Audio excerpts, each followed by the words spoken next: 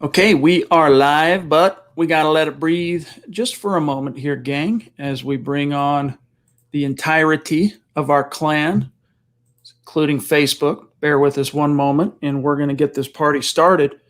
And we're good. Welcome in, everybody, to the Huddle Up podcast, presented, as always, by Mile High Huddle. I'm your host, Chad Jensen. With me, as always, my partner in crime. You know him, you love him. He is the deputy editor of milehighhuddle.com and my fellow football priest, Zack Kelberman. Zack, it was kind of interesting today. We wake up to a surprise press release that the Denver Broncos are going to make George Paton and Vic Fangio available for a press conference. And, you know, beggars can't be choosers. So we were happy to get it, but there's so much to get to tonight. We're going to dive into all of it.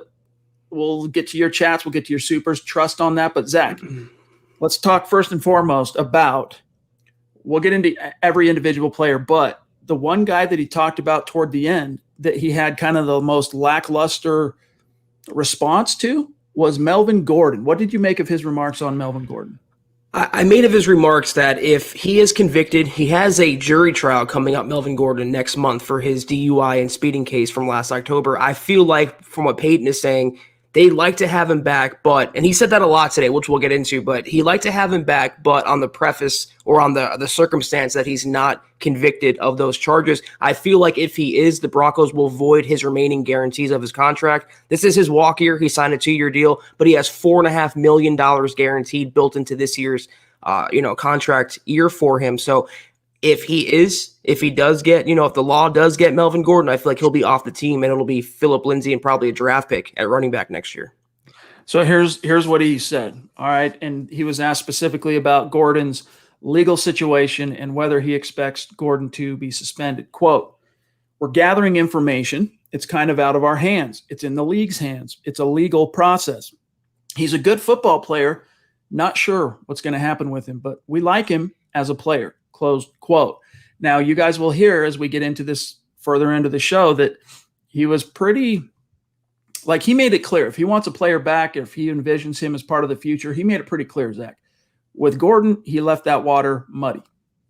Yeah, and it's a legal situation, so it's I don't think he wants that on his hands. And he comes from an organization in Minnesota. Maybe I'm wrong, but I can't recall those players being in trouble with the law. I really can't. I mean, they took Dalvin Cook in the draft. He had some red flags, but that was a pretty safe organization, or a very kind of buttoned up organization. And I feel like he doesn't want to deal with those malcontents like Melvin Gordon would be. And I think, realistically looking at it, George Paton's not an idiot. He's been around football as an executive for quite a while now. He sees an older running back with a proclivity to fumble the ball. He's getting paid a lot of money this year, and he's tendering another running back. So I think he's looking at it from a roster building perspective. We'd like to have him. He'd be a nice luxury for this offense. But if he gets charged with DUI and speeding next month, I think we'll cut our losses. That's what I gathered.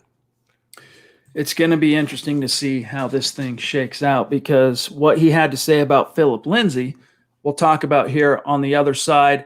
We're so stoked to be with you this evening, boys and girls. Thanks for making some time for the Huddle Up podcast and for your football priest. We do appreciate it. We're going to talk about each and every key point and share with you our takeaways of what George Paton had to say. And, Vic Fangio had a few interesting nuggets as well that we will get into.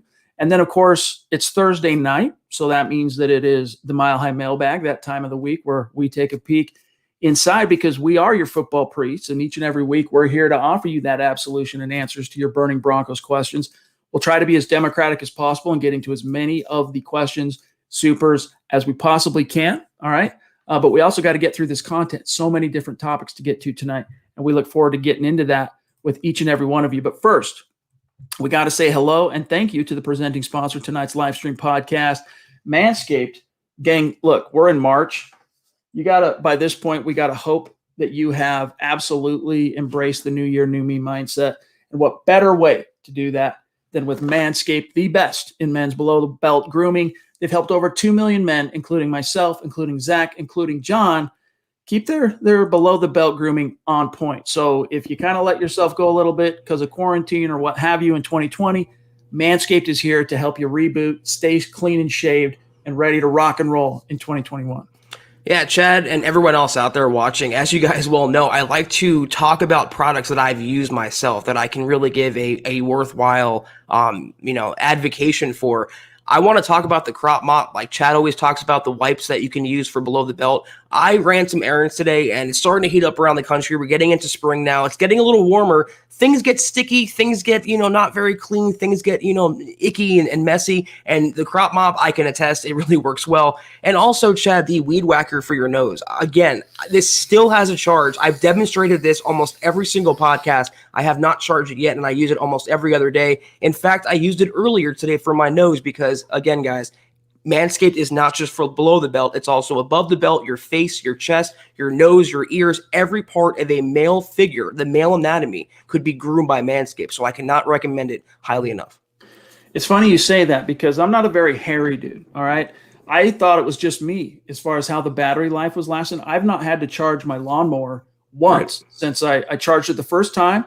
And then since I haven't even had to recharge it, but I thought just because, it's not getting the most heavy duty use because I don't have thick coarse hair on anywhere in my body, to be frank with you, not to be too gross here. But guys, so many different products to choose from the crop mop to the deodorants that you can use for below the belt, the shaving tools, the cologne, so many little different things to help you take your male grooming on point. So head on over to manscaped.com. If you use the code HUDDLE, you're going to get 20% off plus free shipping. And trust us when we tell you, your family jewels will thank you. Trust us, guys. Get 20% off and free shipping with the code HUDDLE at manscaped.com. That's 20% off with free shipping at manscaped.com and use the code HUDDLE. All right. We'll make some pretty quick work out of this here, but just a reminder to follow the podcast on Facebook. There's the link, facebook.com/milehighhuddlepod, or just open up the app, Facebook, search Huddle Up Podcast, like and follow. And in so doing, not only are you going to be clued into the cool content we have planned for that page here this year, but also it automatically enters you into our weekly drawings and giveaways for a little bit of swag. All right. Also connect with us on Twitter at HuddleUpPod and also the main account at Mile High Huddle. My partners, you can see on the screen there, Zack Kelberman at Kelberman NFL on Twitter, myself at Chad N. Jensen, and then our producer, John K at John K MHH. All right. What are you laughing at? I look over to your, to the left of you over your shoulder, and I just see the Manscaped. It was a little distracting, so thank you. Fair enough. Good eye, dog. Also, guys, hey, gentle reminder, this is the last Huddle Up podcast show of this particular week. But guess what? Of course, we'll be back in the flesh Sunday night. But if you want in on Kelberman's Corner, Sunday at noon, all right? I don't know what you got cooked up, you and Kim, for episode 9, but I'm sure it's going to be a doozy. Kelberman's Corner, hot takes that hold water. You want to get in on that, you got to go to facebook.com/milehighhuddle. Go to the Mile High Huddle page. You'll see the big blue button that says become a supporter. Click that. Boom, you're in, and you'll get access to that. Plus the NFL draft show that we're launching next week featuring Eric Trickle and his wealth of knowledge on the 2021 draft class. Get in on that action and check out the merch store when you get a minute, huddleuppod.com. Get your swag on. Get a hat, get a t-shirt, get a mug, a face mask. We got a new tee design. We want your feedback on that t-shirt design. Go check it out. And maybe John can find a screenshot. We'll show you toward the end of the show what that bad boy looks like. But gang, if you're not in a position to do those things, it's all good.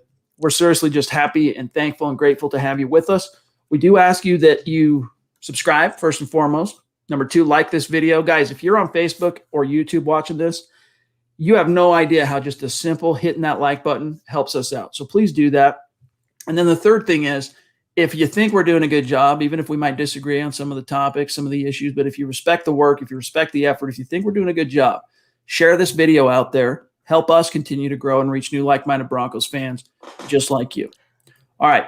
Real quick, before we dive back into... We would be remiss, real quick. Tommy, it is waterproof. The Lawnmower 3.0, like we always advocate and demonstrate, it is waterproof, guys. So go get that. Manscaped.com, promo code HUDDLE, 20% off, free shipping. Skin-safe trimmer, waterproof, plus you got the light that illuminates. So it's clutch. It's the trifecta. Let's grab a couple of quick supers. Yes, sir. And then we'll dive back in. I'm sure some of these supers will tie into some of the things Peyton had to say anyway. But Fat Cats, good to see you, bro. Appreciate you. Yes, and by the way, I saw your tweet today. You as the guy that thought up Priest and the Beast, don't worry, you'll get yours, my dog. You'll get yours. Appreciate you. He says, did George Paton's presser make you feel like he has more support for Lock now or less? Can't wait to hear the pod tonight, fellas. Hashtag locked and loaded 2021. All right, let me find the quote specifically. It's right early on in his Miller, Chubb, Drew. All right, here we go. Let me do the quick share screen here. Here's what what Paton had to say about Drew. The quote was posed, or the question was posed to him this way: what's your evaluation of Drew Lock now that you've been here for 2 months? And is the team looking to bring in a veteran to challenge him? Quote: I did a deep dive on Drew. Like I said in my introductory press conference, very talented. He was inconsistent at times and has a lot to work on, but I have spoken with Drew. I see him every day. He's here early and he's working. He really wants to be great. We're always going to try and bring in competition to every position, the quarterback as well. I like the track that Drew is on. Closed quote. By the way, they need some help there in the transcription department because there was a few typos there. But nevertheless, Zach, your thoughts on what he had to say about Drew? Can you pull the quotes back up? Because I want to highlight something in the second. There's another quote about Drew Lock that actually stands out to me more. It's the last sentence, the last comment he made when he talks about him. It is right there. The next one, Chad. I haven't seen Drew live on the field. I've just seen the tape. There's so much that goes into evaluating a quarterback. I like to see them live, but it's what he says there. Again, I can't give you 3 things. There's so much involved in evaluating quarterbacks. I look forward to evaluating Drew further, meaning in the future, and in person, meaning later in the season, in the offseason. But look at that final sentence. And I'm going to say something that may be a little tinfoily of me, but I'm going to say it anyway. He does have all of the traits you look for in a quarterback. That wasn't an extension. It wasn't a comma. It wasn't a semicolon. He said he does have all the traits you want in a franchise quarterback. He does have. It wasn't just a platitude to me. It wasn't just cliche to me. It's almost like he's emphasizing the fact that he ended on that note. Like, listen, Drew Lock, he's inconsistent. He had a pretty roller coaster type year last year. But based on what I've seen so far, and I talk to him every day because confirmation, Chad, Lock's been in the building every day working out like it was reported. And he says he has all the traits you look for in a quarterback. And period on that note. I tend to believe Lock's stock went up after this press conference. I don't believe George Paton is playing or manipulating the media. I don't think he's sending smoke signals. We've been saying this for quite a while. There's a high level of interest in George Paton seeing Drew Lock as the quarterback this season. And the comments to me that he made today didn't change that feeling. It's almost like reading not just between the lines, but also the content of what he said. It's almost like, and then juxtaposing that with all the rumors we picked up this offseason on the QB trail, it's almost like internally Paton is waging that war of trying to decide what he values more. The upside, the traits, which Drew has, all right? You can't deny that, all right? Drew's traits and upside, it's there.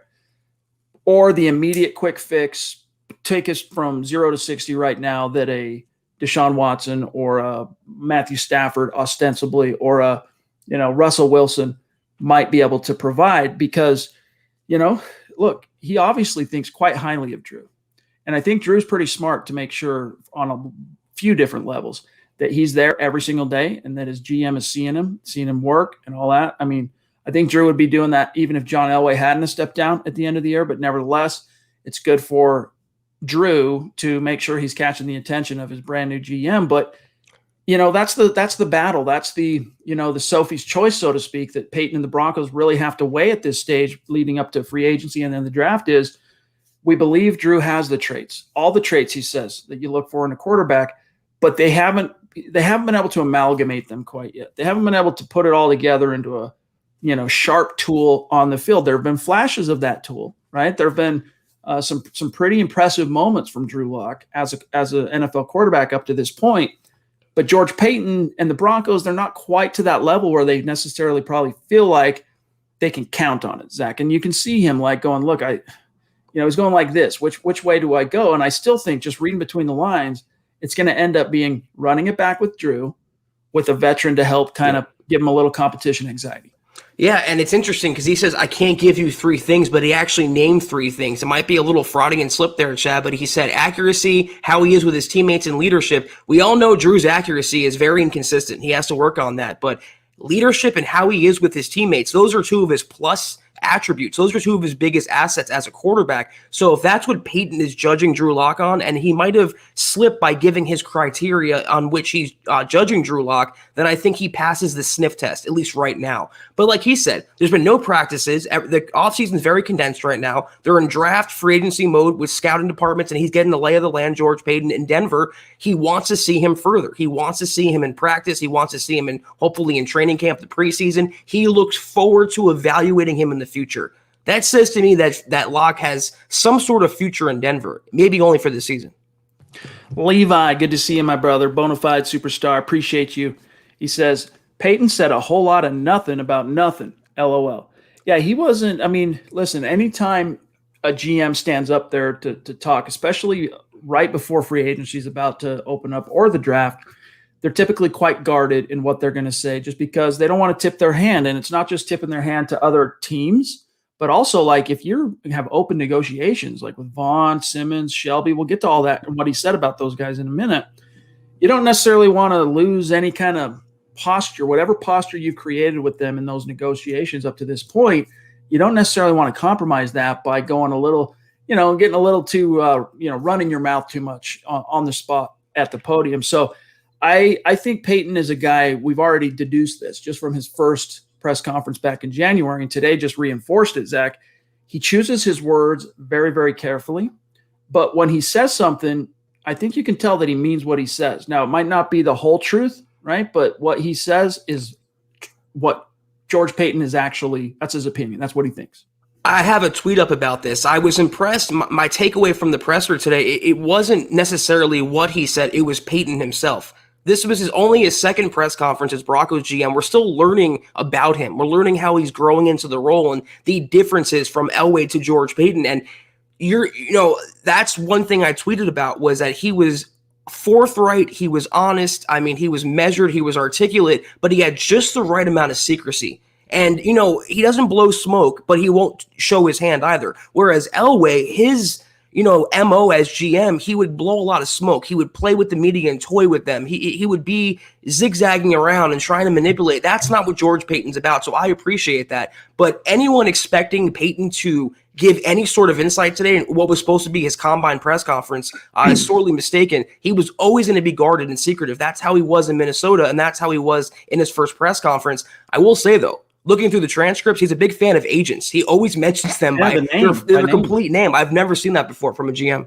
I think it probably has a little something to do with recency bias, not bias, but front of brain, right? It's he's been talking with these guys. And so, yeah, you're right. I've never seen, talk about publicity for those guys. Hey, anyway, it's funny you talk about Elway because my read on Elway as a GM when it came to his public posture and dealing with media was he fancied himself almost like a super sleuth, he very cryptic and very, I think if you asked him, he probably thought that he was very guarded in the things he had to say. But you know what? He would always ramble a little too much. There was points every time that he would just go on a little too long. And whether it was via the actual content of what he said or reading between the lines and inferring and context and all that, you would actually pick out things that he didn't necessarily want to reveal, but he did because he just kind of continued to bloviate a little bit. God love him. John Elway's the GOAT, but that's all I'm saying. Michaela, appreciate you. Good to see you in the chat. It's been great having you back in the community, by the way. She says, what's your opinion so far about George Paton? I honestly can't get a handle on him. Will he be good for the Broncos? Zach, I think he will be good, but you take this from the top. I have two words, and it's how I ended that tweet that I was talking about, home run. And I thought that when they hired him, and I think that now, and I'm very encouraged by the direction that George Paton has taken the Broncos franchise. I think they finally have, not to say Elway wasn't an adult, but just the way that George Paton's handling himself with such maturity and class, but also that secretive nature you want in a general manager.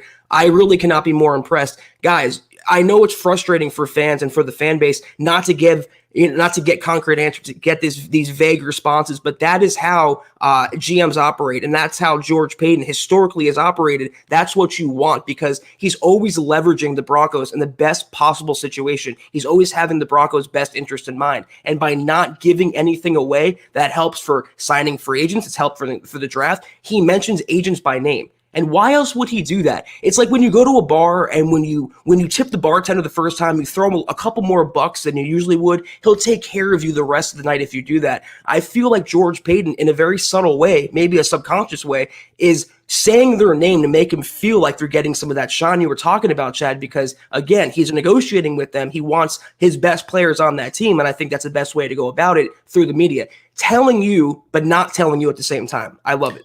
Anyone that's either done sales or anyone that's studied the art of human communication, or if you took communication in college or something, one of the things you learn is that people get a thrill on a subconscious level when you use their name, when you address them. And so I think that's something George Paton knows, and maybe he went a little bit overboard today, Zach, but by name dropping all the different agents. But nevertheless, it is important. Like if you meet someone for the first time, at the very end, all right, it was very nice to meet you, Bill.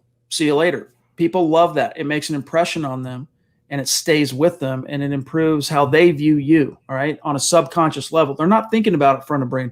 All they know is they turn away from that encounter and they go, I like that guy, or I like that gal, all right? Real quick, John, we're at 6:27. The stream just jumped me, and I got Steve Baumgartner. We're going to grab him now, but in between, just FYI, we need Ronald and James, if you can grab them. Steve Baumgartner, OG superstar. Good to see you, bro. Appreciate you. As you can see, not only from his YouTube profile pic, but also from his comment. Drew Lock is my QB, says Steven. Appreciate you, my friend. I think the stars are aligning for you to get what you want there, Steven. And I think, barring Houston just dropping trow and having some sort of fire sale on Deshaun Watson, which I really don't expect. I do think now that he'll be traded, all right, but I think the one sticking point they're going to have is they're going to get their money's worth on Deshaun Watson, and I think that's going to ultimately be a bridge too far for Mr. Paton. Yeah, I want to echo your comment, Steven, but I want to, alter it to say that Drew Lock is the Broncos quarterback, and I support the Broncos quarterback, no matter who that is or when that will change. As long as it's Lock, I'm supporting Lock, and if they do make that trade for Deshaun Watson, which George Paton said something in his transcript, Chad, that leads me to believe he won't, I would support him as well, obviously. Ronald Putnam on Super Chat. Thank you for the super, my friend, and hey, that's a newer name anyway on Super Chat. So thank you. Welcome. Connect on Twitter with us so we can keep that conversation going and shout you out after the show. Ronald says, can we give round 1 and Vaughn for Deshaun? So could we trade our 9th pick and Von Miller to get Deshaun? No, it's not enough.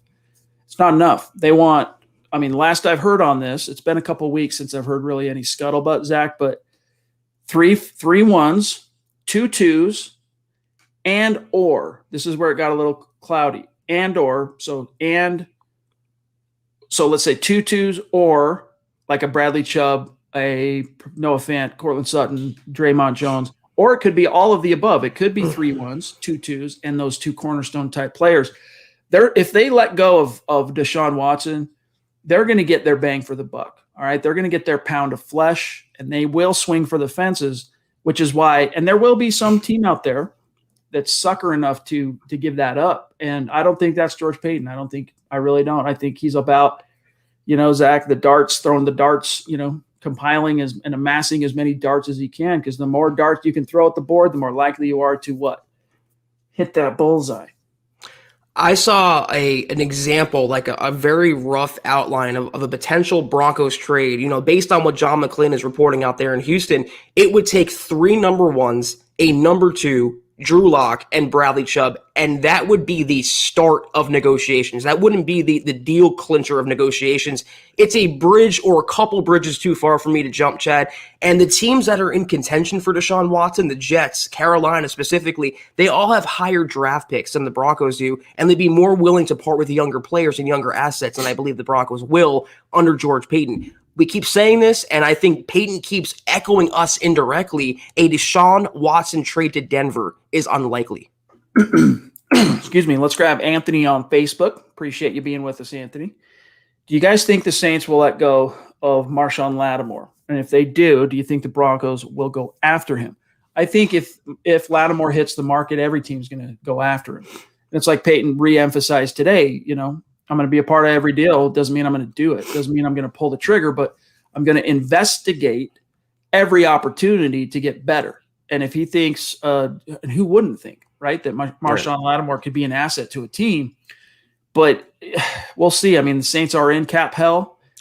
If they do cut him, he's going to be, as John's doing this in the camera, he's going to cost some coin. I mean, in a perfect world, who wouldn't want Lattimore? But, you're going to have to pay for the privilege. I don't think they're in salary cap hell because I don't think the salary cap is real. And the Saints, they're $90 million over, but yesterday I think they extended 2 players. Mickey Loomis will find a way to get under the cap. I don't think they're going to have to start cutting every player like a lot of fans think they will. And even if he was available, that would be the thing that holds me back. Obviously, he's a great player, but I think George Paton and Vic Fangio, they want to get younger at the position and they want to get cheaper, obviously, at the position after wasting a year on A.J. Boye. The smart way to go about this is to sign a second or third tier free agent, someone like a Mike Hilton, for example, and then use your number 9 overall draft pick. The pick that you would save from not trading for Deshaun Watson and draft a Caleb Farley, draft a Patrick Surtain, and then double dip later in the draft because this Broncos team, Chad, they are desperate for cornerbacks. They have to attack it in both avenues. Yep, and that brings up something Fangio had to say that I want to get to here in just a moment. James, again, 2 nights in a row, bro. Thank you. He says, okay, 2 nights in a row. I want a damn T-shirt. JK, it's my initials. All right, cool. I just need my Broncos news fixed. Thank you, fellas. Hey, dude, tip of the cap. Really means a lot to us, my friend. Keep it coming, okay? Keep it coming. And the T-shirt will come, my dog. But it's been great having you and getting to hear your voice, so to speak, right, through the chat, contributing to the conversation. So thank you, man. Yeah, he actually hit us up on Twitter and said he'll be he doesn't use Twitter much, but he'll be checking in on us and going back and forth. So we appreciate you, James. Thank you. Dave from Georgia, an OG superstar. Good to see you, bro. He says, will John Elway get any credit if we become relevant and win next year? Oh, yeah. Hashtag let them hate. Hashtag Broncos country. See, I'm not sure about that, Zach. You have an opinion, but you start and I'll kind of riff off of you. Well, obviously, I mean, it's not including you, Chad, but I think the more closed-minded of the fan base would give Elway no credit for what he assembled, giving the team over to George Paton. He's not giving them the Jaguars roster or, the Jets roster. This is an offense that's one franchise quarterback away from being, I think, a top 10 unit. They can be, with the proper coaching and no injuries, a top 10 defense. So it's not exactly bereft there. And also, who hired George Paton?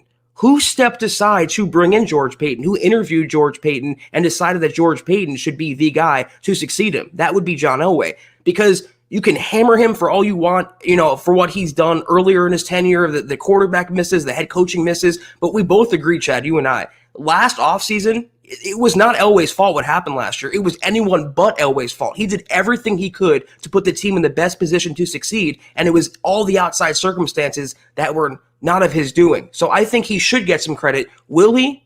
I don't know.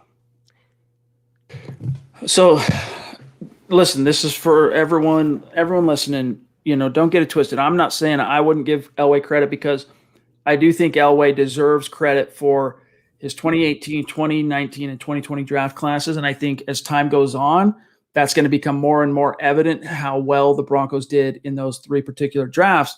And that was, if anything, and especially if Drew Lock ends up really turning the corner, that was his parting gift to the fans and to the team as GM. But where I have my doubts is that the media at large will give him that credit and many fans. Because a lot of fans, before Elway came back to be the GM, his name was sacrosanct. I mean, his name in Broncos country, Duke of Denver, the man could do no wrong. He was not just a legend. He was a football god, right? This guy, even today, could run for governor of Colorado, win all day long and twice on Sunday. And he's not even the prevailing party that typically wins there lately because he's John Elway. And campaign on Broncos letterhead. But, okay, some of the bloom has fallen off that rose because of the depredations of the last 5 years. And so I think initially if the Broncos, let's say the Broncos do go 10-6 this year and they make it as a wild card, all right, regardless of who's under center, regardless of how that shakes out, George Paton's going to get all that credit. in terms of the storylines in the media, no one's going to be talking about Elway pulled it off. He finally, brought the team back. No, it's going to be about Paton. But people in the know, people who are paying attention are going to recognize, Zach, that John Elway's fingerprints were on just even in the worst way, like the depredations and the bad that's happened over the last 5 years. His fingerprints very much on that. But when this turns around, or if it does, all right, in the next 2 years, his fingerprints will have been on that at some level as well. Yeah, a couple years from now, I think it'll be George Paton's team. But let's not forget, Elway's not out of the building. He's not retired. He's still the president of football ops, and he's technically above George Paton. So if they do have success this year, quarterback, willing or not, I think Elway should get him, I wouldn't say a majority of the credit, but fans shouldn't forget what he's done. Like you mentioned, infusing the roster with the young talent, 18, 19, and 20, to bring them to that point. All right, let me find. All right, I've got the quote ready to go. Boggins, good to see you, bro. Appreciate you. It was great talking to you last night, my friend. He says, Gordon was the only name addressed that Paton didn't distinctly say, we want him back. Do we take it with a grain of salt? Also, Paton in on a quarterback at pick 9. Interesting the way you staged that, my friend. Let's look at what he had to say. Well, first of all, before I pull up the quote, as we touched on early in the podcast here, yeah, he was not glowing in the same way as he was even with Philip Lindsay, with Gordon. He was a lot more guarded. And, we haven't talked about what he had to say about Vaughn yet. We will. But, he was a lot more – he took many more steps toward not only saying, yeah, we want Vaughn back. Vaughn's a part of this, but just you could tell he has a very high evaluation of Vaughn. And based on what the rumors are, and I don't want to repeat them here on a live broadcast, the situation that Vaughn finds himself in with that criminal investigation – I mean, I'll even use Paton's words. It's a very serious situation. So to me, that means when you compare that relative to a DUI arrest, it's whatever that seriousness might be. It seems like a DUI would pale in comparison, right? But nevertheless, he wouldn't go all the way there, Zach, and say, yeah. So we'll see how that shakes out. It's an ongoing legal thing, but yeah, Melvin Gordon, big part of our team. Great player. Didn't say that, and he could have. I'm really speculating here, and maybe I shouldn't, but I feel like maybe Paton used that word with Vaughn because it involved alleged domestic violence. We all know the atmosphere and the temperature of the current social climate, Chad. So I think he may be using that word as a almost defense mechanism, but I digress on that. Melvin Gordon, I wouldn't take it with a grain of salt. I think he's telling you how he truly feels. That's what I like about George Paton. He's being honest, but he's being secretive as well. He's not showing his hand, but he's showing it at the same time. I firmly believe if he's cleared of those charges, DUI and speeding, he will be on the Broncos next year. But if he does get convicted, they can void his guarantees. $4.5 million. It's a lot of money. They already tendered Philip Lindsay. They're bringing back Royce Freeman. They'll probably draft a running back. I think Gordon's gone if he's convicted. I think Paton is he left that sentence out specifically. He wasn't playing any games. I think most GMs are looking for any hole in the boat to get out of having to pay a running back $8 million. I mean, that's just the truth. All right, let me to Boggins' other point here about what he said, Paton specifically about taking a quarterback potentially at pick 9. Here's what he said, quote, we're open to any position with that first pick. We're going to take the best player that can help this football team. Quarterback, safety, doesn't matter what player and what position. If it's the best player on the board, we're going to take him, close quote. So, Zach, he did not rule out taking a quarterback, but why would he? Because right. Drew did not come out of 2020 having left no doubt. He did leave doubt, right? We can, even the most flowery, optimistic, positive, we'll just say Drew fans, all right, have to acknowledge he didn't leave. He left doubt on the table. And so it's not like going into a draft circa 2014 when Peyton Manning's your quarterback. You get that answer even if you're George Paton. In 2014, you're saying, yeah, well, I mean, you still might be guarded a little bit, but you're not going to say quarterback, safety, we'll take the best player because you don't want to piss off your quarterback, right? Peyton Manning, everyone knows you're not going to take a quarterback at pick 9 if Peyton Manning's your quarterback. So why do or say anything that might rub your guy wrong? But that's not what this is. Drew left some doubt. And even if Peyton's not seriously considering taking a Q at pick 9, Zach, he's not going to tell anyone that he's not, because that could affect how the phones ring, right? What if he wants to move down? What if he wants to whatever? Right. He needs to create the perception amongst the other 31 NFL GMs that everything is on the table. Perfectly said. And this answer, this was a little more of a stock cliche answer. He's pretty much saying we're going to take the best player that's the highest rated on our board at number 9 overall, whether that's a quarterback, safety, cornerback, whatever. I just think I talked about leverage earlier. What George Paton does, his answers were so measured because he has the Broncos' best interest in mind. And for the reason you just laid out for the draft and trade options and teams on, maybe wanting to move up for a quarterback, if they have the thought in their mind that the Broncos might take one versus no worry at all that a quarterback is going to go number 9 overall, but also leveraging Drew Lock for the betterment of the team, not pissing him off, but motivating him, Chad, sending the indirect message that, listen, Drew, we probably aren't going to take one, but we're not dismissing it outright that we might. And I think that would motivate him. I think he's met with him enough now. He said that. I see Drew every day. He has a feel for his personality. And I think knowing Drew, everyone's worried about, these quarterback groomers and the interest in Deshaun Watson will just torpedo him mentally. No, it's going to make him stronger. He will thrive off that. And I think George Paton knows that. And by leaving that open, it's actually motivating Locke while preserving the Broncos' leverage in the draft. Amen. All right, let's grab this from Chris, a.k.a. Blue Raw. Good to see you, my friend. Appreciate you. He says, I know you guys have different shows for this, but I would really like to see you two do a PFF mock draft. PFF mock draft. I'm not sure what that even means. Does he mean like Pro Football Network? Is that what he's talking about? Okay. Maybe when we get a little closer to the draft, we can maybe consider doing something like that. But we leave that most of that talk for now with building the Broncos, Dove Valley Deep Divers, Mile High Insiders. Let me see here. Drew Love, appreciate you, my friend, on Facebook. He says, totally agree. I think Paton was the perfect hire for the Broncos. Let me grab this real quick here from Dave Glassman on Facebook, one of our supporters. He says, this is such a double-edged sword for me. He's talking about the stream. Appreciate you, Dave. Let me see here. So many great questions. Based Gase, good to see you, dog. He says, can you dissect Paton's quote on him willing to take a quarterback or safety at 9 if he's the best player available, feeling confident on Vaughn and Lindsey? Yeah, so again, guys, I think you got to – it's not what teams say, it's what they do, all right? And I don't mean to take away from what we've already said about Paton in terms of the integrity of our perception of his integrity as a GM. Like, I do believe when he says something, he means it, but – he's also smart enough to know that you don't rule anything out at this stage because the other 31 teams, they're listening, all right? And even if the GM of the other 31 teams is not watching live while George Paton is speaking, they have interns, they have people that gather that information and bring it to them.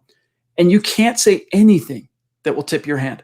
Nothing, all right? You got to leave every avenue open because let's say it's Dallas, all right, at pick 10, and Justin Fields drops to, pick 8. And if they're seriously think that George Paton could potentially take Justin Fields and they want him, let's say Dak Prescott leaves, whatever. I'm just throwing out a scenario here. Oh God. They're going to want to, because they don't know. It's created uncertainty and doubt. They might be willing to, hey, you called George Paton and say, hey, you want to trade back? Here's some picks. Here's this and that. And now George Paton, by moving back for just staying disciplined on the podium, he moved back one spot and got a grip of picks, and he probably still gets the guy he wants because he was never planning on taking Justin Fields in the first place. That's how I interpret him talking about a QB or a safety or whatever at pick 9. Doesn't mean I don't think he's not considering taking a quarterback, but that's more how I view it. It was more of a, you're sitting at the poker table and you got to keep that poker face.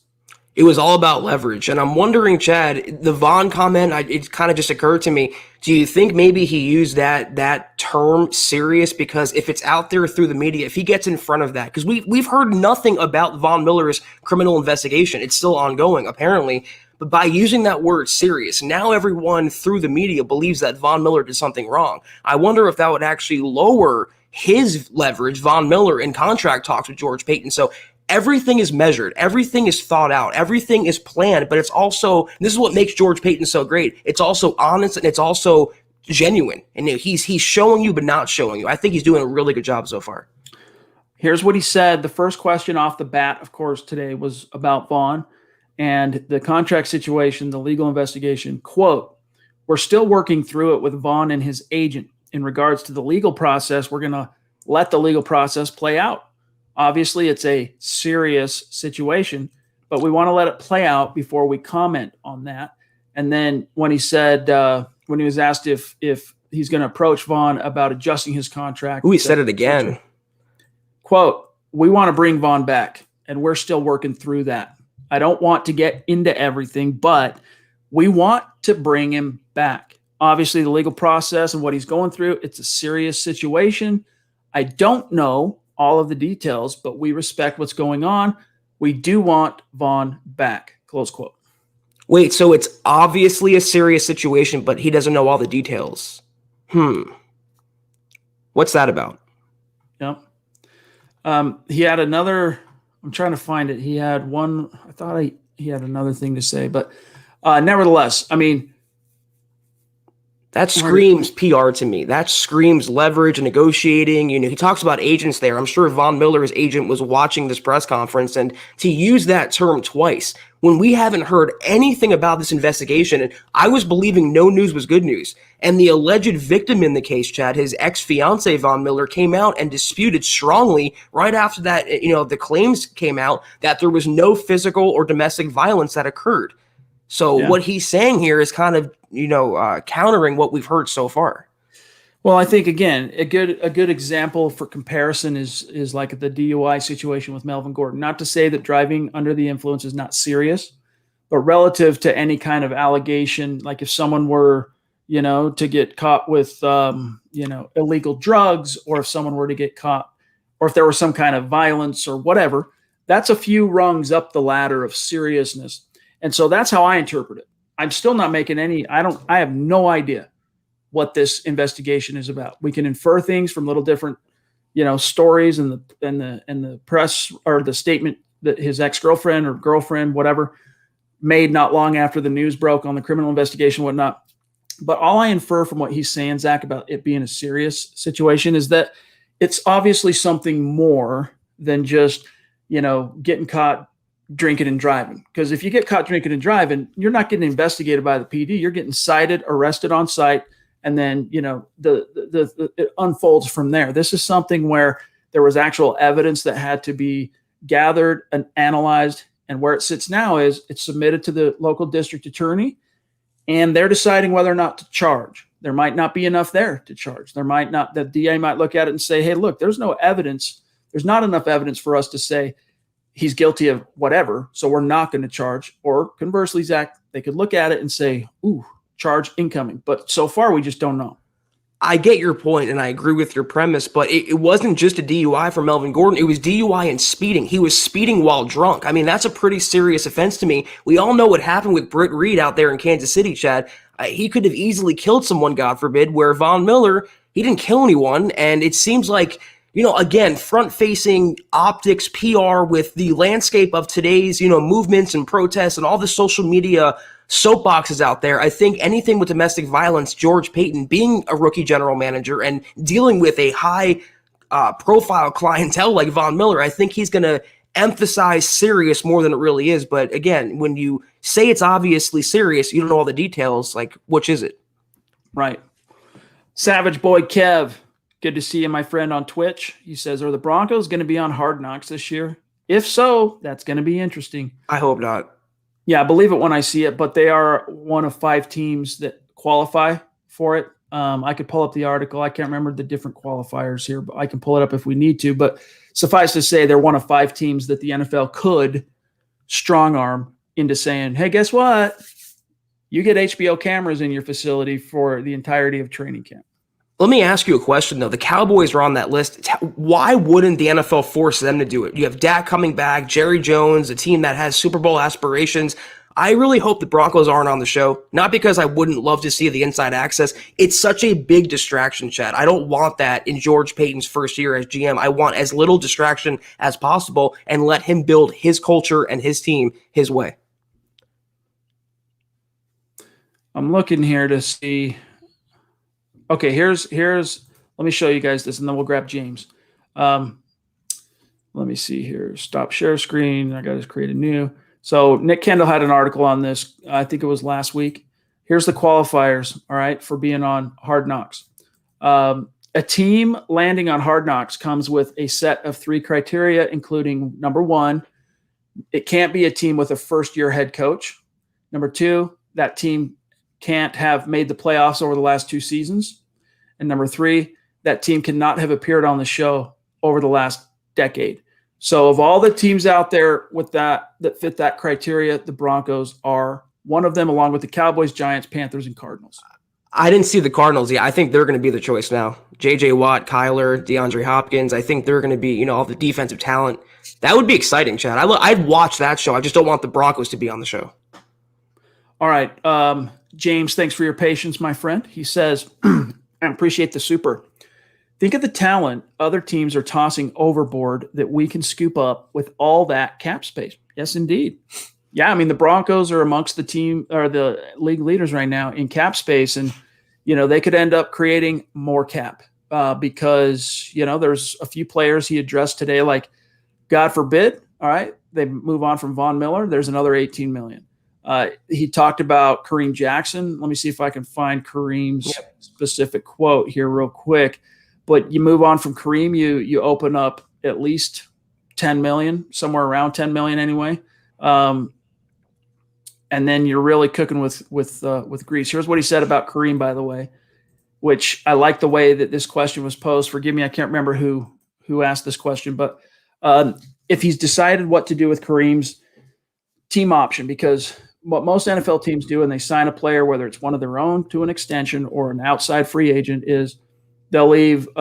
Sometimes the last couple of years will be a team option, or like in Kareem's case where it was a 3-year deal, that last year it's a team option. The team has the right to say, hey, we're getting out of that. And it usually comes, they've structured the deal in a way that it comes with minimal or no dead cap hit. But here's what he said, quote, on what the team has decided to do with Kareem's option and if that affects plans with Justin Simmons, quote, I think they're independent of each other. I've spoken with Kareem and I've spoken with his agent, Jason Chayut. We have to work through some things, interesting, but we've had positive conversations. We would like Kareem back. He's a good football player and a good leader. We'll see if we can do that. Close quote. Zach, for him to say we got to work through some things. In other words, you're willing to take less, and what's the bare minimum you're willing to take, and then we'll keep you. Yeah, and this is I didn't even catch that. It's a great catch by you, Chad. He was, I thought, Kareem Jackson, along with Jarrell Casey and along with A.J. Boye, a possible release candidate because he is getting older. He's very expensive. You can't afford 2 high-priced safeties. And I love what he said there. The 2 situations are independent from each other. It seems like they want to pay Justin Simmons, and to pay him a long-term contract, they're actually going to take from Kareem Jackson to pay. That's what I gathered from that. And that's the route I would go. Kareem, if you want to stay around on a reduced contract, commensurate to your abilities, fine. But if you want your current salary, we got to pay Von Miller. We got to pay Simmons. Hopefully Shelby Harris. So long. Have a nice life. Yep. John, the stream just did a jump on me, and I'm at 649. Ed Keating, I can grab him, but in between we need let's see. Mark Langley. We need Black Knight. We need Chase. And there's a few more, but I just did a reload there. So here's Black Knight, Jeremy. Appreciate you, bro. Glad to hear you got your computer on the way. He says, thanks for the birthday wishes, guys. Can't wait to hop on the show once my laptop comes in. Yeah, we're stoked, man. It's going to be a lot of fun. Yep. We look forward to it.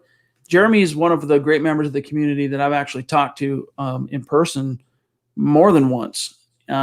And so I have a little bit of I've scratched the surface with Jeremy, but we've never actually had him in a setting like this, Zach, where we can both talk to him and get his take on the issues, how he became a fan, because he's another one of our great community members here at MHH who exemplifies the hashtag state of being.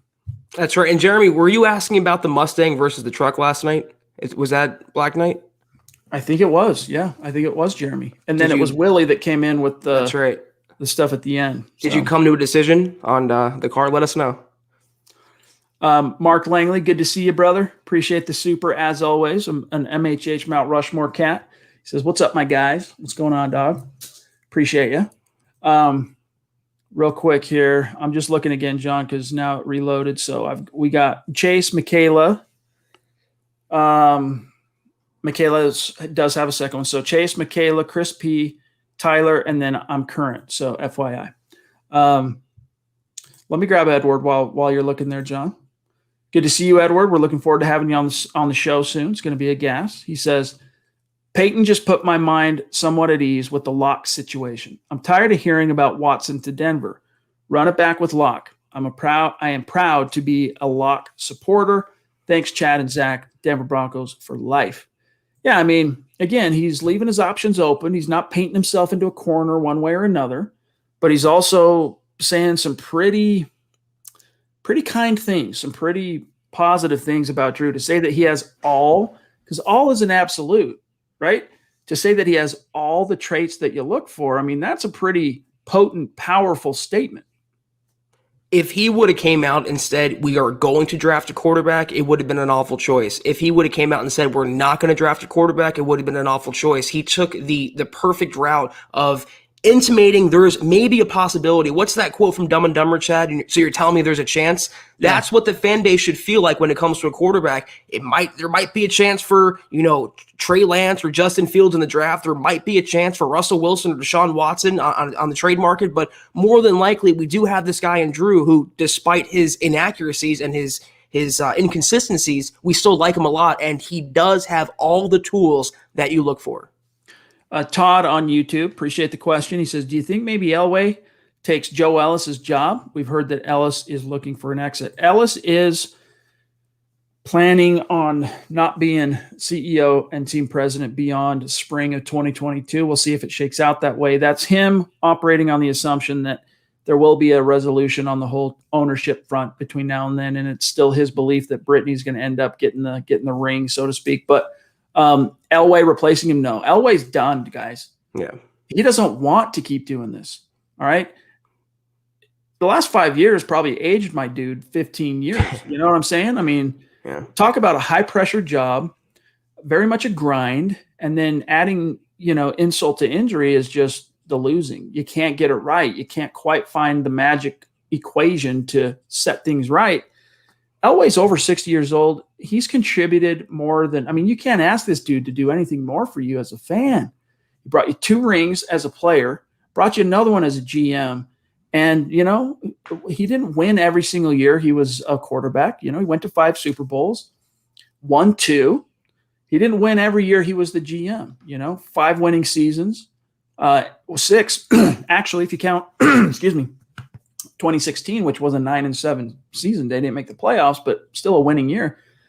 4 losing seasons. Nevertheless, win some, lose some. But John Elway, Zach, his contribution to Broncos canon, his contribution to the team, it can't ever probably be matched.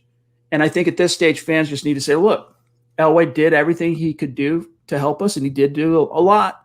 Now it's time to let the dude enjoy the fruits of all of his labors. Let him enjoy his family, his 7th grandchild. Let him kick back.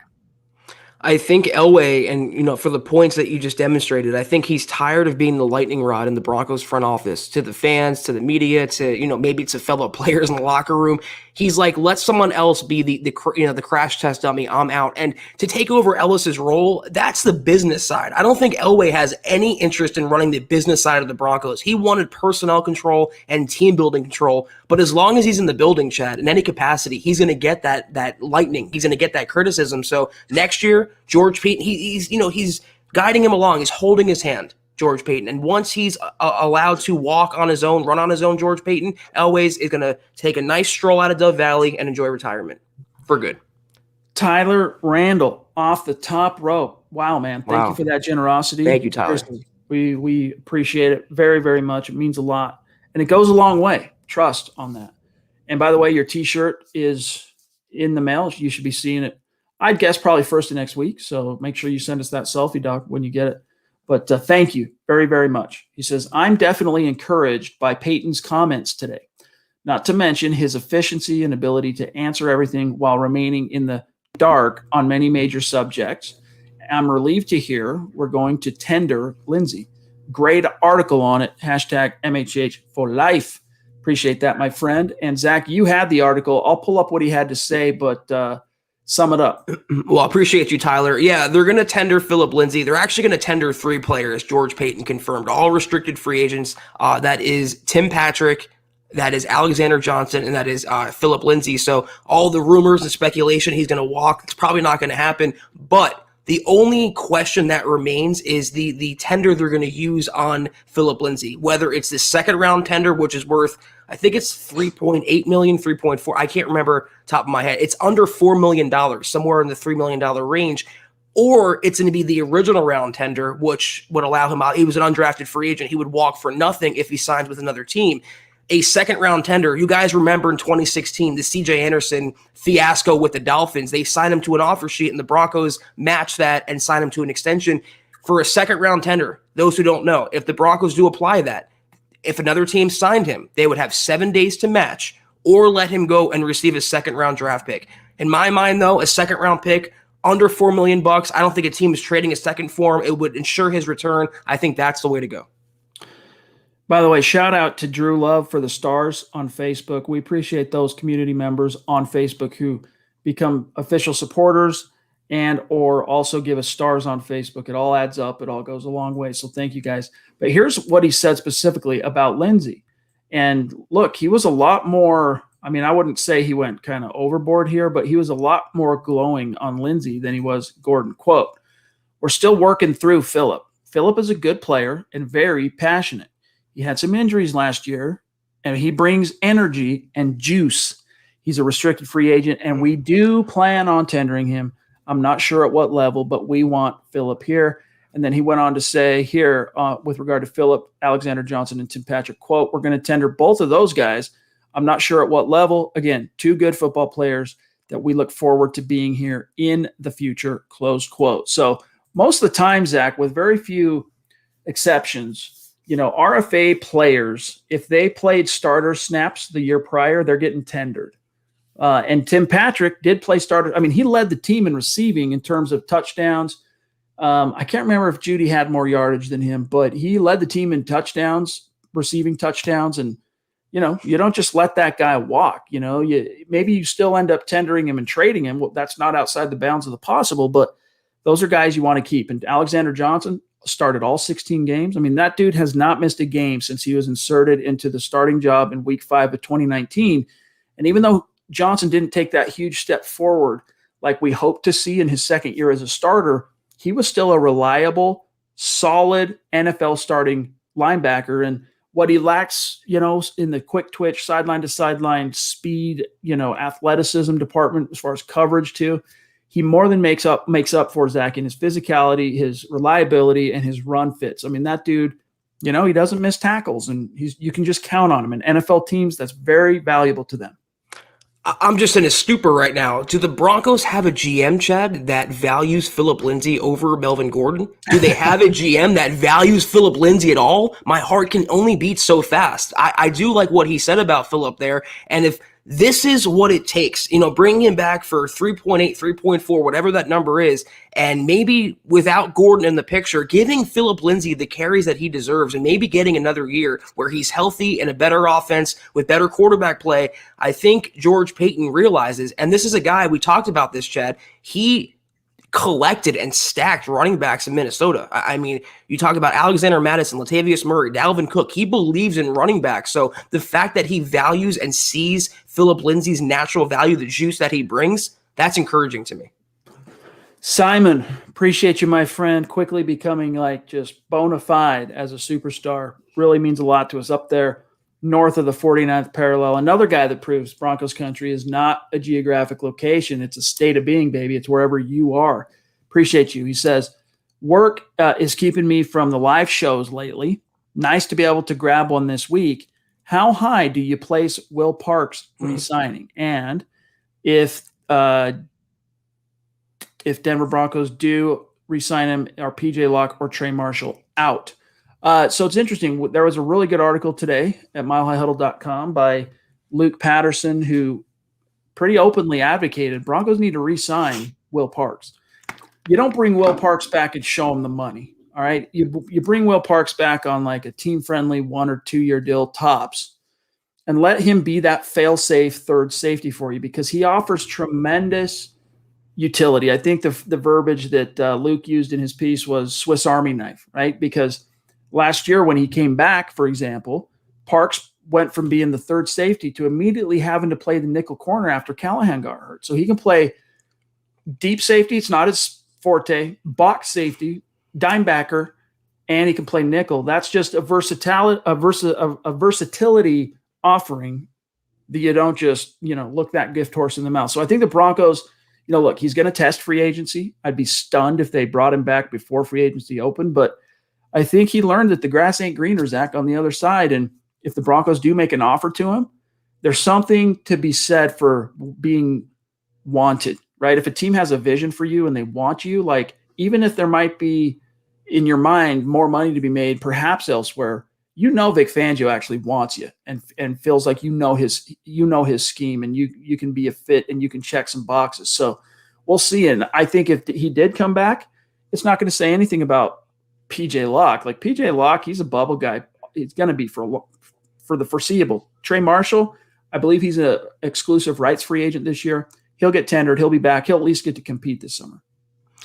Let me preface this by saying I like Will Parks. I'm a Will Parks fan. I think he's great for the team and great for the organization and great for the locker room and the community. He's a fan favorite, but can you not find a better third safety either through the draft or on the open market? I mean, if he's willing to come back on a team-friendly deal, 1 or 2 years, low guarantees, fine, but Jabril Cox, Richie Grant in the draft, Chad, second round, you're going to have to target a safety regardless of Will Parks' status because if you tender Simmons, he's probably gone next year.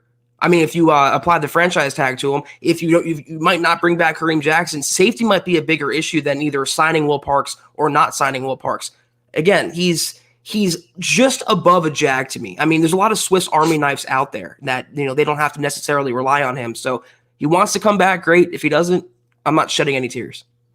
I'm going to grab Chase here, but I just want to give a quick shout out here to these great Facebook supporters. Gary, thank you for the stars, my friend. And it shows here 5-week streak. Appreciate that, dog. You, Brad Murdoch, 4-week streak.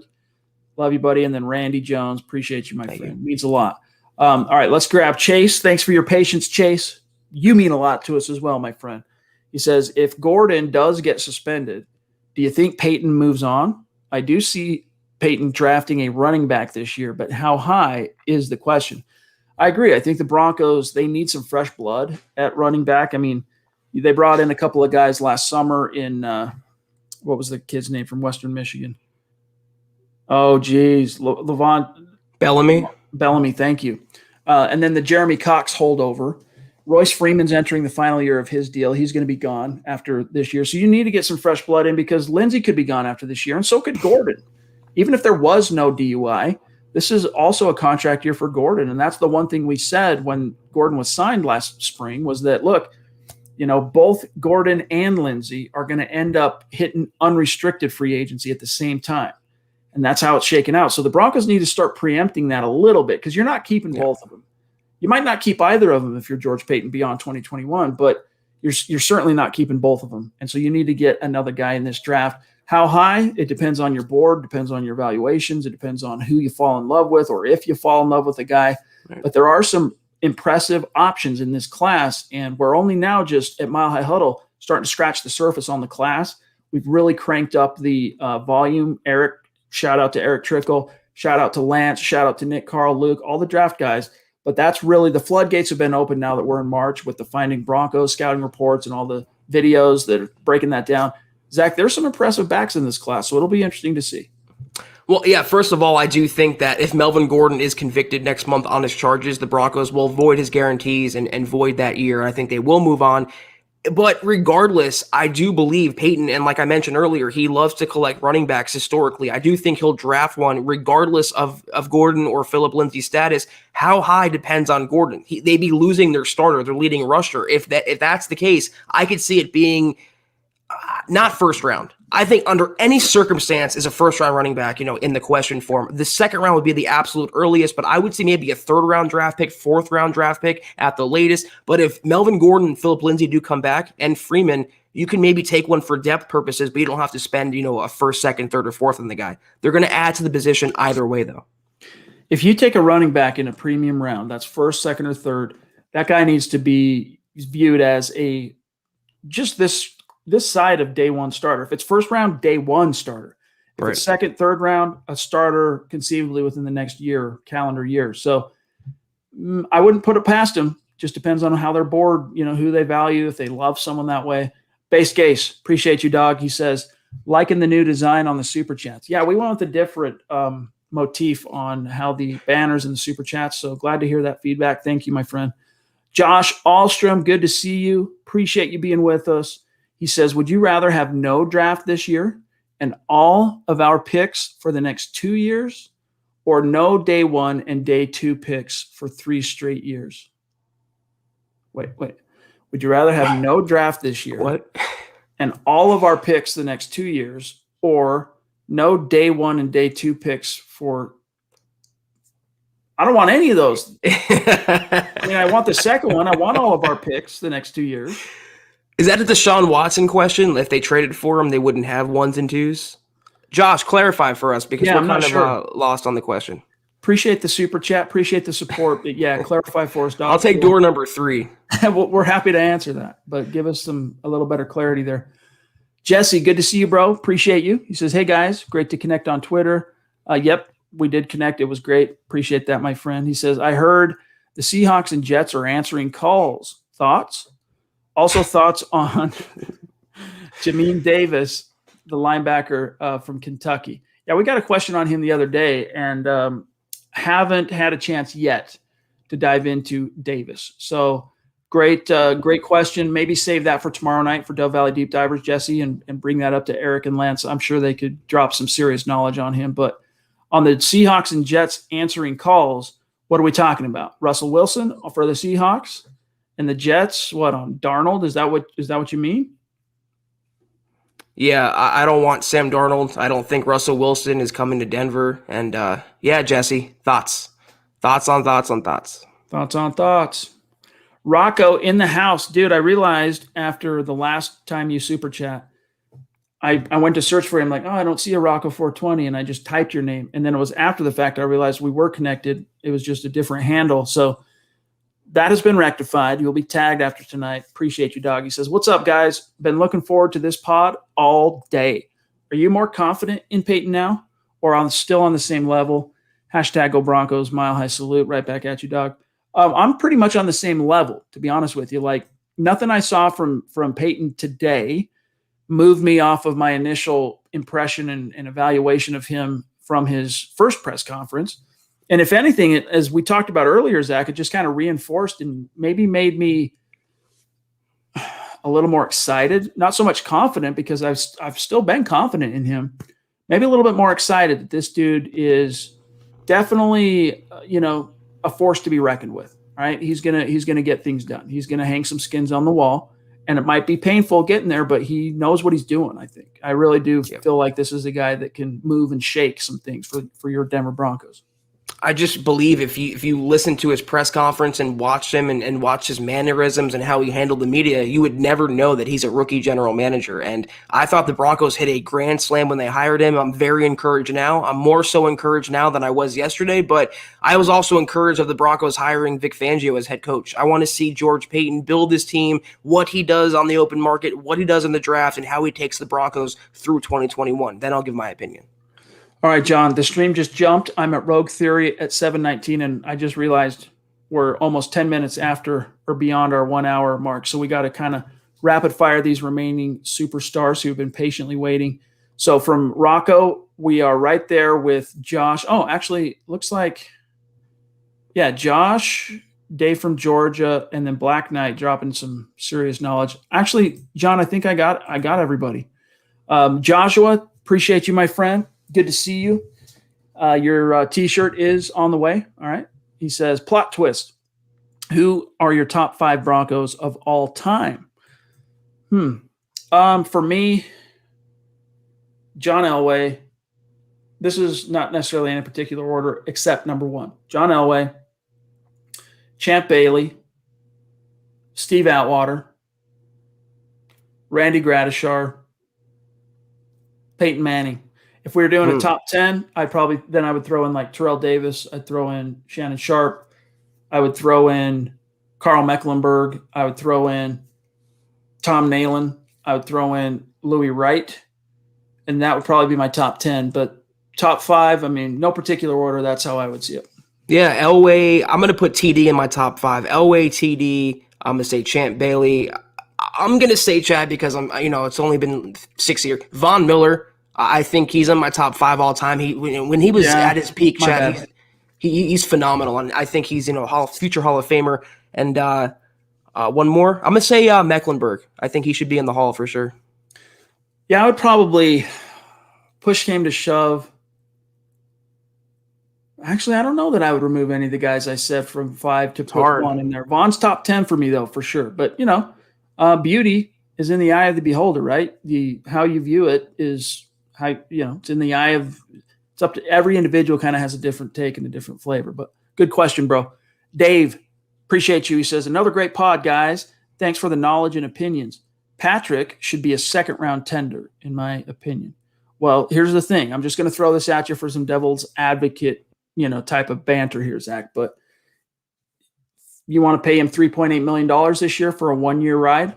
You're not re-signing Tim Patrick. It ain't happening beyond 2021 because you got to pay Cortland, and then you're eventually going to have to pay Jerry, and you're going to have to pay KJ if they pan out. And I think Jerry will pan out. I'm a little less certain on KJ just because of coaching. I'm not sure they have every piece there to maximize all those guys, but still, and Noah, right? And Noah. So do you want to pay him $3.8 million? Is there a team out there that you really think? I mean, I don't think you got to protect him with a second rounder. I really don't. I think you could original round him. And let the chips fall. Well, you talk about trading Tim Patrick all the time, and if they want to trade him, I believe they have to put a tender on him so they can maybe flip him. I don't think he's going to go for a second, but 3.8, Chad, for a receiver that's demonstrated he can be a starting receiver in half the league. You need some veterans in that core. And let's say you move on from TP and you sign a veteran replacement. Is he going to be less than $3.8 million? I just think for the player of his capacity, 3.8, just like Philip Lindsay, you get Tim Patrick and Philip Lindsay under contract for a combined $7.6 million. That's really good value. Michaela, appreciate you. She says, will Vaughn be back? I hear a lot of chatter.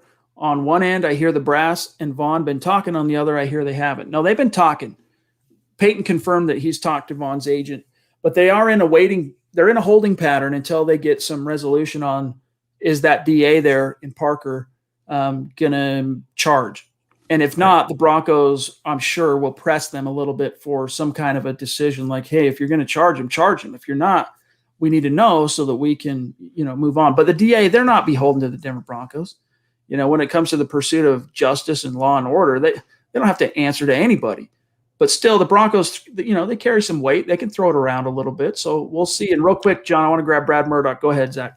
Real quick, though, again, from optics, it would be, I think, bad optics if the Broncos gave Von Miller a new contract while his investigation for domestic violence was still unresolved. So they really can't move forward from a literal or figurative standpoint until that investigation is wrapped up. And we don't know, all right, for sure that it's domestic violence. We can guess at that. Yeah, that's the scuttlebutt.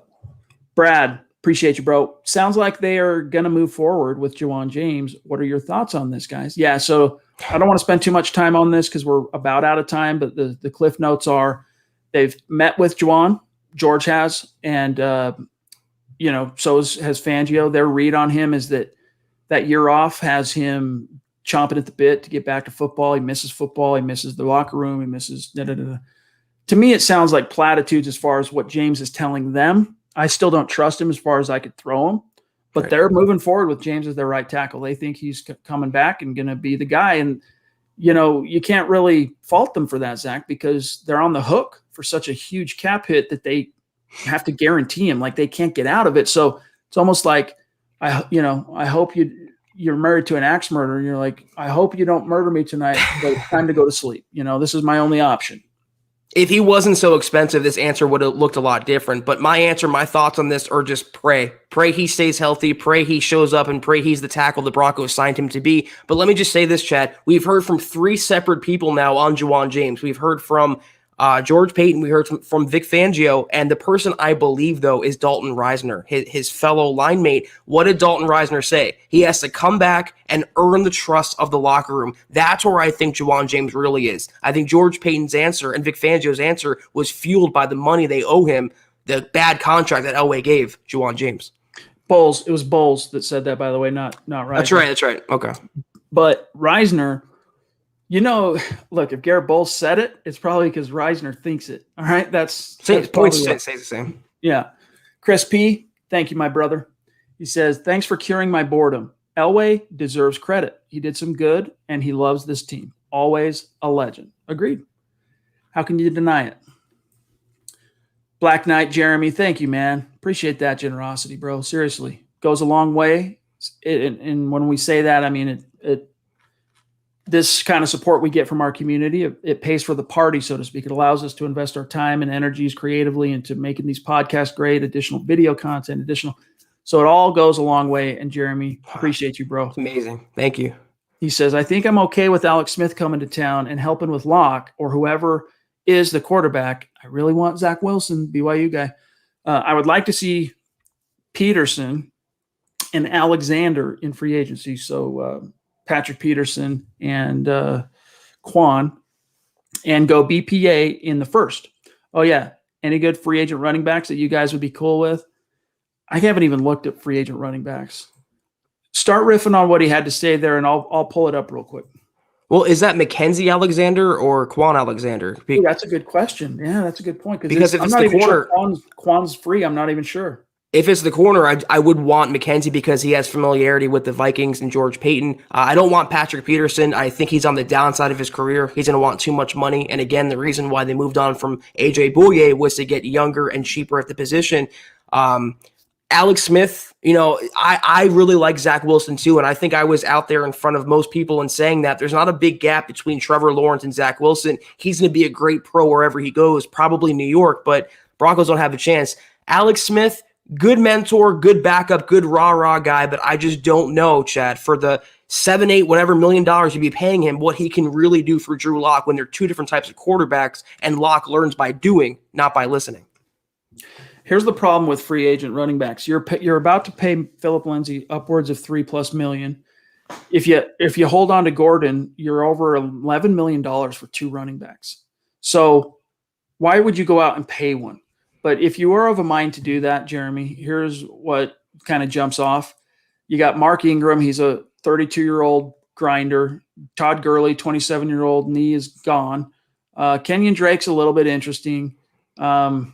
Duke Johnson, if you want a pass catcher. Tevin Coleman's, can be dynamic in the right scheme. Matt Breida in the right scheme. But none of those guys to me just jump out saying, pay me. It's like, and it's also just one of those situations where the Broncos, the way they have it allocated, you can't afford to put more money into running back. Running back is a devalued position. I don't want to overpay for one. I don't want an older one. I don't want to overdraft one. But there is one guy, Chad, Amir Abdullah, coming from Minnesota. He can do all 3 things. He can run, he can catch, he can pass protect. Obviously, the Peyton connection, he won't break the bank. That's a guy to keep in mind. If the Broncos decide to upgrade on Freeman as number 3, Abdullah would be my choice. And Abdullah, if you were into Abdullah, I mean, I imagine you could get him on the relative cheap, right? He's not a guy that's going to break the bank. So something to consider. All right, last one, and it's from Josh clarifying his initial super, and then we got a dip. He says, would you rather have no picks for just this year to get Watson, or no day 1 and 2 picks for this year and the next 2 for Watson? You have to pick one. Zach, help me on the syntax, dog. I'm trying to follow that. Would you rather have no picks for just this year to get Watson, or no day 1, meaning no picks in all 7 rounds this year, or no picks in just the first and second rounds of next year for Deshaun Watson? Thank you. All right, there it is. Neither. I'm not picking one. I don't want either of those, to be honest with you. But, if I had to pick one, I'd probably be the no day 1 and 2 picks this year. I'm not trading my literal entire draft for one player as good as he is. And it's going to take more than just day one and day two picks. It's going to take multiple day one and day two picks, probably spanning 2 or 3 years. So again, door number 3 for me. By the way, it was Mackenzie Alexander. So sign me up. Appreciate you. Brian Core, as we are about to dip on out, jumping in. Thank you, my friend. He says, as always, enjoyed the podcast. Let them hate. State of being. Denver Broncos for life. Appreciate you, Doc. Brian. What better way to end this particular stream with those particular hashtags? So thank you, my friend. Guys, that's going to do it for tonight. Make sure you're following the podcast on Facebook. Open up the app, search Huddle Up Podcast. I'll put the actual link in the chat stream. You can click it. It's no-brainer way to get in on some free swag. So go do it, and then you're going to get access to the content we have coming down the pike there soon too. Also, follow on Twitter. Connect with us at Huddle Up Pod, at Mile High Huddle. And then my partner on Twitter at Kelberman NFL, myself at Chad and Jensen. And trust when we say you want to connect with our producer, John K. MHH. Great follow on Twitter, believe. All right. And then become a supporter. We're off till Sunday, but you don't have to wait till 6 p.m. Sunday night to see our ugly mugs again. Zack Kelberman, at least, you can see Sunday at noon if you're an official supporter on Facebook of Mile High Huddle. So go to our page, click the big blue button. You're in like Flynn. If you're watching currently on Facebook, down where you would type your chat, you'll see a little green icon next to where you would type it. You click that. You can go through the sign up. You're in like Flynn. We appreciate you. And also remember, you're getting access to the Eric Trickle draft show that launches next week as well. Guys, get your swag on. As you can see here, we got a new tee design that John pulled up for us like a pro. All right. Go get it. All right. Take care of that. If you're of a mind to, if you're in a position to, we appreciate it. And this is a guy that we have designing stuff for us that has done a great job. Everything I've thrown at him, he's produced some really cool designs, including all the Kelberman's Corner stuff. And now we're moving that creativity and that swag to the swag, a different kind of swag. So check that out. And we appreciate you considering supporting us that way. And then before you leave, guys, please, please, please like this video. You have no idea how much it helps us. Other than that, guys, from the bottom of my heart, thank you so much for everything this week. Zach, sign us off, Doc. Yes, sir. Chad, have a great weekend. John, in the chat, I see you down there. Have a great weekend. Everyone out there in the chat, every one of our listeners, viewers listening tomorrow, I will hope you have a great weekend in the future. We will see you guys on Sunday night, 6 o'clock Mountain, 8 o'clock Eastern. I and Kim Becker will see you, and Chad, he's going to be in the green room, handling the controls, the ones and twos. We will see you at noon on Sunday for Kelberman's Corner. Have a great weekend. Take care. And until next time, go Broncos.